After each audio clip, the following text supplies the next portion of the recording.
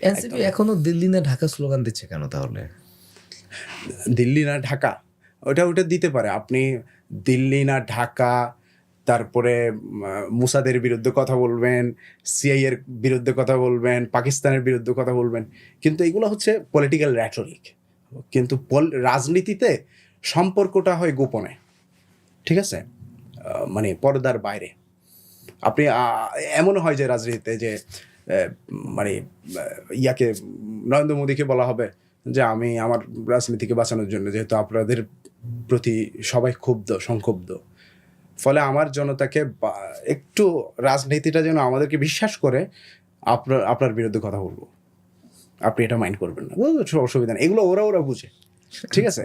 আপনি তখন রয়ের বিরুদ্ধে কথা বলবেন, ইচ্ছা মতো বলবেন, কিন্তু আপনি আলটিমেটলি রয়ের পারপাস সার্ভ করতেছেন, আপনি আলটিমেটলি মোদির পারপাস সার্ভ করতেছেন। তো পলিটিক্যাল র্যাটরিক দিয়ে আপনার মাঠে যেটা হচ্ছে, ভয়েসের মাধ্যমে যেটা হচ্ছে, ওইটাকে আপনি মৌলিক রাজনীতি ধরতে পারবেন না, কখনো ধর না। আপনার শিক্ষা প্রতিষ্ঠানের ম্যানেজমেন্ট করে ফেলুন সম্পূর্ণ ডিজিটালাইজড। ব্যবহার করুন তালিমি ক্লাউড স্কুল বা মাদ্রাসা ম্যানেজমেন্ট সফটওয়্যার। সফটওয়্যারটি সম্পূর্ণ ফ্রি ট্রায়াল নিতে এখনই কিউআর কোড স্ক্যান করুন বা কমেন্টে দেওয়া লিঙ্কের ফর্মটি ফিল আপ করুন। তো যেমন বিএনপি তো বলে যে আমরা তো ভারত বিরোধী, ভারতের আগ্রাসন বিরোধী রাজনীতি করছি, ঠিক আছে, তারা তো বলছে, তারা এখনো বলে, কিন্তু কার্যত তো সেটা না। ফাইজ ভাই, আমাদের বাংলাদেশের শহীদ ওসমান হাদি তার শাহাদাতের পর এই মুহূর্তে তরুণ রাজনীতিবিদ যারা, বা বিশেষ করে জুলাই যোদ্ধা যারা ছিলেন, জুলাইতে অগ্রণী ভূমিকা পালন করেছেন, তাদের জীবনের হুমকি আমরা বিভিন্ন জায়গা থেকে পাচ্ছি, বা তাদের জীবন নিয়ে আমরা অনেকটা আশঙ্কিত। হ্যাঁ, সেই জায়গাতে বাংলাদেশের শীর্ষ নেতৃত্ব যারা আছেন, ইনফ্যাক্ট আপনারাও যারা বিভিন্ন দায়িত্ব পালন করছেন, আপনারা কি আপনাদের জীবন নিয়ে কোনোভাবে আশঙ্কা বোধ করেন?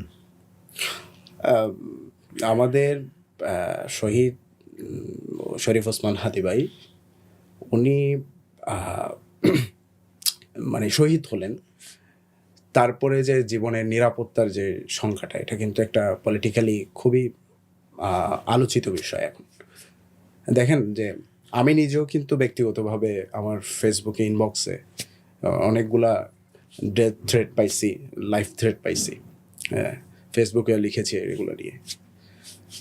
কিন্তু আমাদের দলের বা আমাদের প্ল্যাটফর্মে যিনি প্রধান আহ্বায়ক আলী হাসান জুনায়েদ ভাইকে অনেকগুলো থ্রেট দিচ্ছে, এবং বিশেষ করে আপনি জানেন যে হাদি ভাইয়ের শহীদ হওয়ার পর একটা প্রোগ্রামে, একটা শাহবাগে একটা প্রতিবাদ সমাবেশে তিনি স্পষ্ট বলেছেন যে শহীদ মিনারে, শাহবাগে না, এটা শহীদ মিনারে হয়েছে, যে উনি বলেছেন যে দিল্লির কসাই, গুজরাটের কসাই বাংলার কসাইকে আশ্রয় দিয়েছে।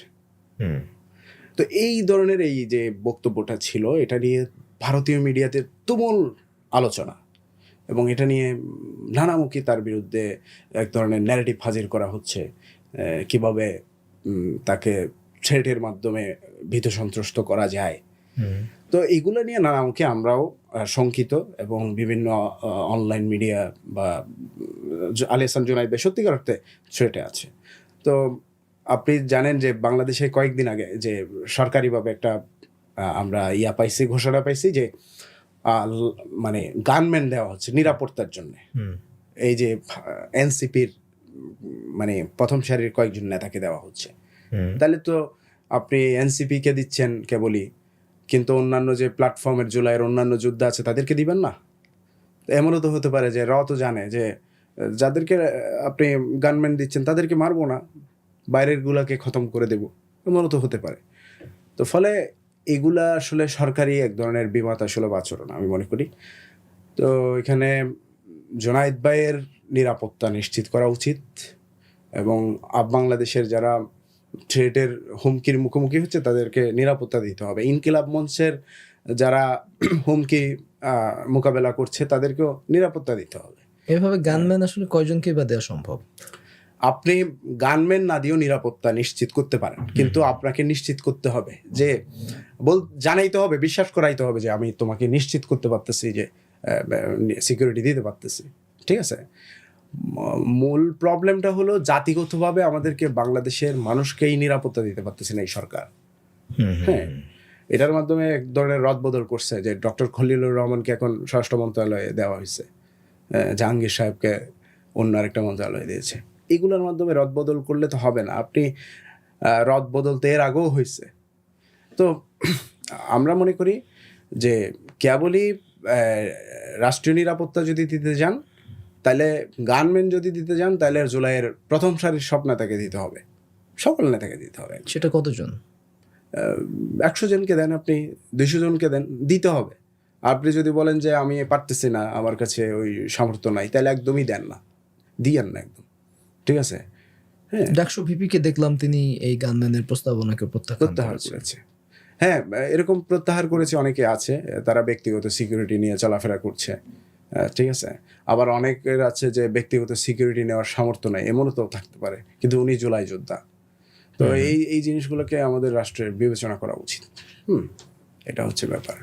শরীফ ওসমান হাদির যে শাহাদাত, তাকে তো আসলে আমরা যেমনটা দেখেছি, তিনি ভারতীয় আগ্রাসনের বা আধিপত্যবাদের বিরুদ্ধে তিনি অবস্থান নিয়েছিলেন এবং কালচারাল ফ্যাসিবাদের বিরুদ্ধে তার একটা সুস্পষ্ট অবস্থান ছিল, এবং সেই জায়গা থেকে তিনি ইনকিলাব কালচারাল সেন্টার নামে একটা সেন্টার তিনি প্রতিষ্ঠা করেছিলেন। তার যে মানে চিন্তা দর্শন, হ্যাঁ, এবং রাজনীতি এবং কালচারের সাথে তিনি যে একটা সমন্বয় ঘটাতে পেরেছিলেন, এবং সমন্বয় ঘটিয়ে তিনি সেটাকে যে বাংলাদেশের ধারার মধ্য দিয়ে বিকশিত হবার জন্য তিনি যে লড়াইটা চালিয়ে যাচ্ছিলেন, এই লড়াইটা আগামী দিনে কিভাবে ছাত্র জনতা কন্টিনিউ করবে, এবং এই যে দর্শনটা তার, এটাকে কিভাবে জিইয়ে রাখা সম্ভব? এটা সুন্দর একটা প্রশ্ন। বিশেষ করে শরীফ ওসমান হাদি, তিনি আসলে আমাদের রাজনীতি এবং 24 পরবর্তী যে রাজনীতি, এটার গতিপথ নির্ণয়ের জন্যে এক মানে পথ প্রদর্শক হিসেবে শরীফ ওসমান হাদি অত্যন্ত কার্যকর ভূমিকা রেখেছেন। বিশেষ করে উনি যতদিন জীবিত ছিলেন, এই জন্য আমি বলি যে জীবিত ওসমান হাদির চেয়ে মৃত ওসমান হাদি বহুগুণ শক্তিধর। কারণ জীবিত যখন ছিলেন, তার কথাবার্তা, তার আচার আচরণ, তার প্রতিবাদ, এগুলো আমরা যারা রাজনৈতিক সচেতন, এই খুব ক্ষুদ্র একটা মহল দেখত। কিন্তু তিনি যখন শাহাদাত বরণ করলেন, এরপর গোটা মানুষের, গোটা বাংলাদেশের কাছে পৌঁছে গেলেন একদম, ঠিক আছে। তিনি রাজনৈতিকভাবে, আপনি দেখেন তার রাজনৈতিক চিন্তাটা কেমন ছিল।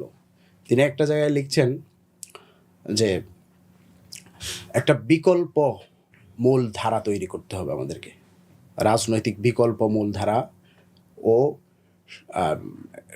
স্বাধীন সার্বভৌম একটা সীমানা নির্মাণ করতে হবে, ঠিক আছে, সীমান্ত নির্মাণ করতে হবে।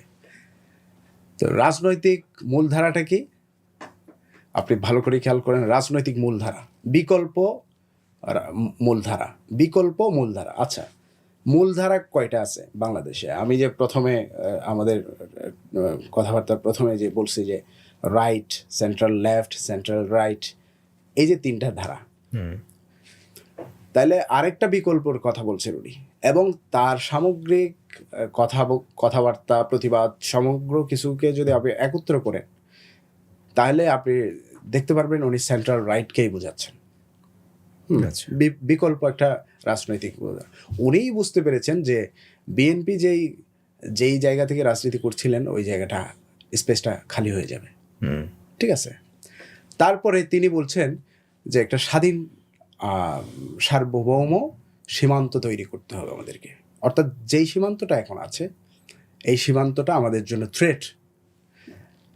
ইন্টারেস্টিং ব্যাপার হলো, উনি একটা বই লিখেছেন, কবিতার একটা বই আছে তার, মানে তো লাভাই লাল শাক পূবের আকাশ এই নামে, হ্যাঁ। তো এই বইয়ে তিনি একটা ছদ্মনাম ব্যবহার করেছেন, ওই ছদ্মনামের হলো যে সীমান্ত শরীফ। হ্যাঁ, খেয়াল করেন তো সীমান্ত শরীফের ব্যাখ্যাটা কি? সীমান্ত কেন রাখলেন? সীমান্ত হচ্ছে 2011 সালের সেই ফেলানিকে হত্যা করে কাঁটাতারের সাথে যখন বিএসএফ ঝুলিয়ে রাখে, তখন সীমান্তকে স্মরণ করা হয়েছে। আপনার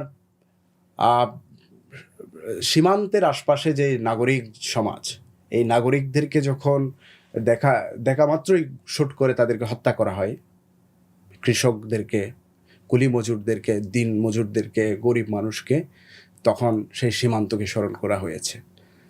এবং বিশেষ করে আপনি জানেন যে একটা জরিপ এই গত 11 মাসে, মানে এই বছরের 11 মাসে প্রায় 34 জনকে হত্যা করেছে সীমান্তে 2025-এ। হ্যাঁ, আপনার বিবিসির একটা রিপোর্ট আমি দেখলাম। তারপরে আপনার 24-এ প্রায় 32 জনকে হত্যা করেছে। 23 সালে প্রায় 30 জনকে হত্যা করেছে। এই যে সীমান্তের মধ্যে যে হত্যাযোগ্যতা চলতেছে, তাহলে স্বাধীন হলে তো হত্যা হওয়ার কথা না, মানে তাদেরকে খুন করার কথা না, তাদের পরাধীন। এই জন্যে হাদি ভাই বলছেন যে একটা মানে স্বাধীন সীমান্ত তৈরি করতে হবে আমাদেরকে। এই জিনিসগুলোকে আপনি চিন্তা করলে এবং ভাবলে এবং গবেষণা করলে আপনি তার রাজনৈতিক চিন্তা দর্শন বের করে ফেলতে পারবেন। এবং তিনি নারী তকবীর বলতেন, ঠিক আছে। তিনি আবার হিন্দু, বৌদ্ধ, খ্রিস্টান সকলকে অ্যাকোমোডেশন করে রাজনীতি করতেন। তিনি আপনার কিছুদিন আগে হাটহাজারী মাদ্রাসায় সম্ভবত আমি উনি একটা বক্তৃতা দিচ্ছেন ওই মাদ্রাসার ইয়াতে, মানে মাহফিলে। তিনি বলছেন, আপনারা একটা পত্রিকা বের করলে ওটার নাম দিবেন দৈনিক হাটহাজারী। আচ্ছা, আরেকটু ভালো করে যদি নাম দেন তাইলে হেফাজত, আরেকটু ভালো করে যদি নাম দেন ওইটার নাম দিবেন মুসলিম। তাহলে আপনি তো হিন্দু, বৌদ্ধ, খ্রিস্টানকে জায়গা করে দিলেন না। তাহলে এরা তো আমার দেশের মানুষ, এরাও তো আমার উম্মার ভেতরে পড়ে। সুতরাং আমাদেরকে উদার হইতে হবে।